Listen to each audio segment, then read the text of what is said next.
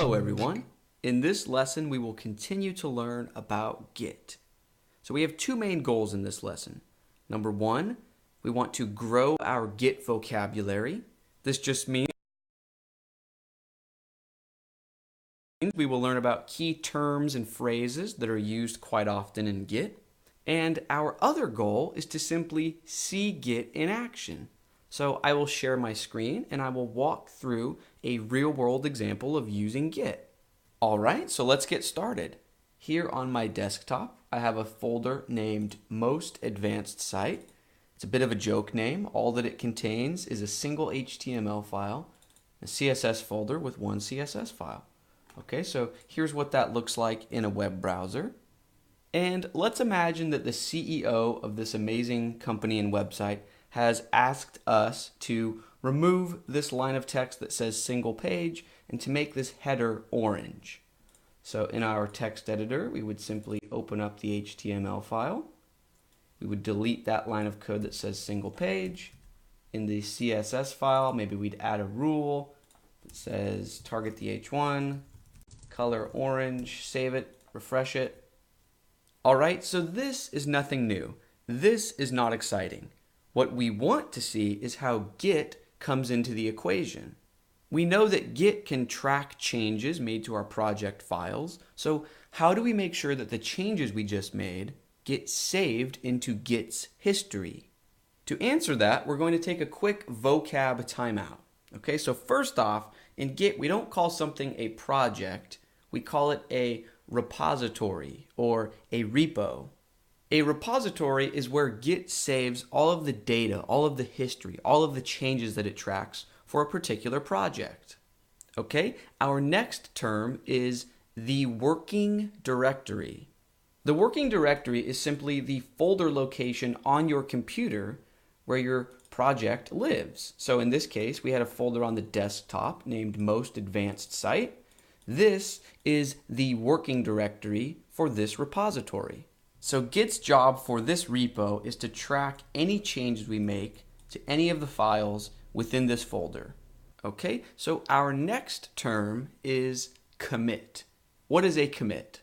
Well, Git doesn't save or store changes we make into its history until we actively commit those changes. You can think of a commit as a secondary save, right? So in our text editor, when we edit a file, we save it. We hit Command S or Control S, or we go to File Save. And that saves the files to our hard drive like normal. But with Git, nothing gets saved into Git's history database until we make a commit. Now, we will commit our changes in just a moment, but first, there's one last term we need to learn about. And that term is staging. In Git, before we are allowed to commit changes, we first have to stage our changes. So what does that mean? Well, I like to think of real estate. Sometimes before you can sell a home, you first have to stage the home. Staging just means getting something ready or preparing something. Now in Git, staging is our chance to have fine-grained control on what we are committing. Here's an example. So let's say we are working on a larger project and we have made edits to 12 different files. Maybe we were experimenting and trying new things with code, but we only want to commit 4 of those files into Git's history. Maybe in the other 8 files we made mistakes or we realized that those files weren't even necessary. Whatever the case, the point is that we don't always just want to push every change we've made into a commit. So staging is our chance to say, you know what? I don't want all of these. I only want this file, this file, this file, and this file. Those get moved into the staging area. I take a second to review what I've staged. I'm happy with it, so I commit those staged files. Okay, so now we've covered all of the terms that we needed to learn. Let's get back to sharing my screen and actually committing the changes we made to this page. All right, so in order to tell Git which files I want to stage, I'm going to need to do something that might seem a bit scary at first. I'm going to open my terminal, also known as the command line. Every computer, whether you're running Windows or Mac or Linux, has a command line. The command line is simply a place where we can type commands. Now, some of you are thinking, is this really how we need to interact with Git? Isn't there an app or a program that would make interacting with Git easier? Well, this lesson is neither the time nor place for that conversation. In our next lesson, I will try to convince you why using Git from the command line is in your very, very, very best interest. Also, in this lesson, I don't want you to worry about trying to follow along step by step on your computer, and I don't want you to worry about trying to memorize each individual little step.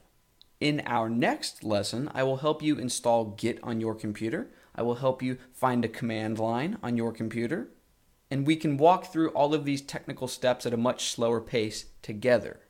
But in this lesson, I want you to sit back a bit, relax, and just try to observe the general flow of what's going on. Don't worry about memorizing everything. All right, so first, I want Git to give me a recap of what I've changed lately. So if I type Git and then a new word, status, Git status, Git lets me know that these are the two files that have been modified. Okay, so I know that I want to stage both of those files. Okay, so instead of having to pick which files I want to stage, I can just say git add. I want to add to the staging area. Git add -a. This will add all changes to the staging area. So now if I run git status again, Git tells us that, okay, here are your changes that are ready to be committed. These are the files that I had in mind. So this staging area looks good to me. I'm ready to commit it. So I just type git commit. And it's always a good idea to include a message with your commit. So I'll type -m and then a bit of a quote. And I will say, made the header orange and removed a line of text. And we've successfully committed those changes into Git's history. The reason this is so nice is now, even if in the middle of the night, our cat sneaks onto our laptop and deletes all of our code and says, ha ha ha, cats rule. And they erase our CSS file and just say, purring and sitting in the sun. Okay, and we refresh and our hard work is gone. All we need to do is come into our command line and type git checkout, and our files are right back to the state that they were in when we made our last commit. And even if your cat is especially evil and deletes your files outright in the middle of the night, moves them to the trash, and your cat is even intelligent enough to empty your trash, and even close out your text editor,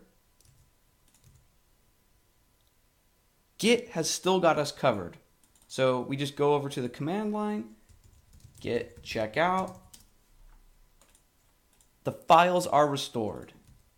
Okay, so now we know that the files in our repository are cat-proof, but are they disaster-proof? Meaning, if we accidentally threw our laptop into a pool of water or off the side of a cliff, would we be able to still access the files?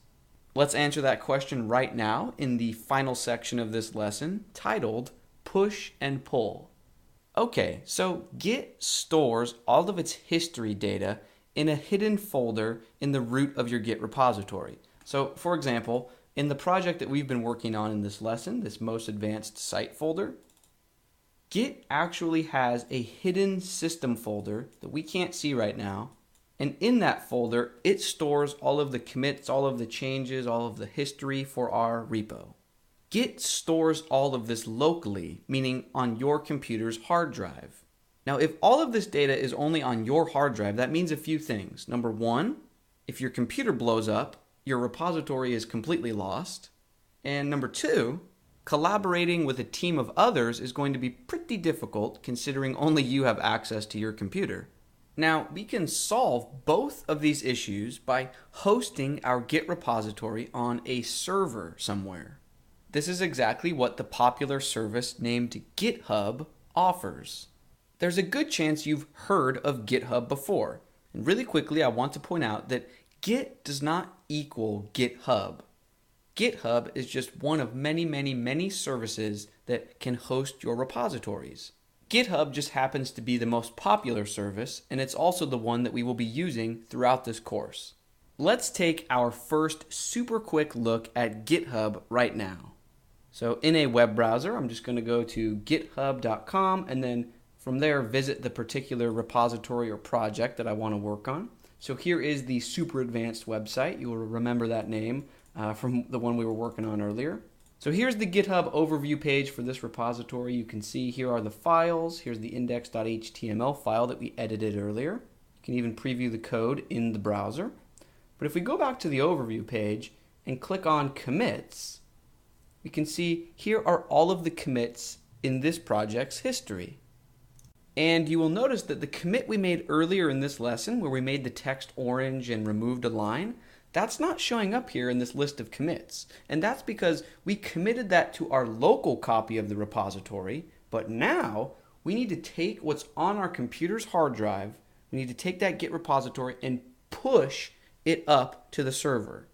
So I will jump back over to my command line and I'll just type git push origin master. Again, don't worry about what I'm typing. We will learn about this in the next lesson. But for now, I typed that in. And if we go back to GitHub and refresh this page, we see here is the commit that we worked on earlier. And if I click it, we can see the details. GitHub even tells us you changed 2 files. And if we scroll down, it even highlights in green the lines of code that we added, and it highlights in red the line of code that we removed. Now, the only thing that I want you to absolutely remember from the last minute is that what we just did is called a push. We took the repository that was on our hard drive and we pushed it up to the server. So now the server is up to date and has our latest changes. Okay, so that's a push. What is a pull? Well, let's imagine that we go on vacation for a week, and while we are gone, our coworker makes a few updates to the website's code. So a week later, we get back from our vacation, we go to GitHub, we click on commits, and we see that there are 2 new commits from our coworker named John Doe. We can click on each commit and see what he did. So in this commit, he changed the heading to be about dogs, and he changed all of the bullet points to be about dogs. And in this other commit, it looks like he just swapped out a few new colors. Now, imagine that our boss asks us to remove the line of text about being very loyal. Well, the files on our computer for the website don't even contain the word loyal, because while we were on vacation, our files don't automatically get updated from the server. So what we need to do is pull in the latest changes from the server into our local repository so that we are working with the most updated files.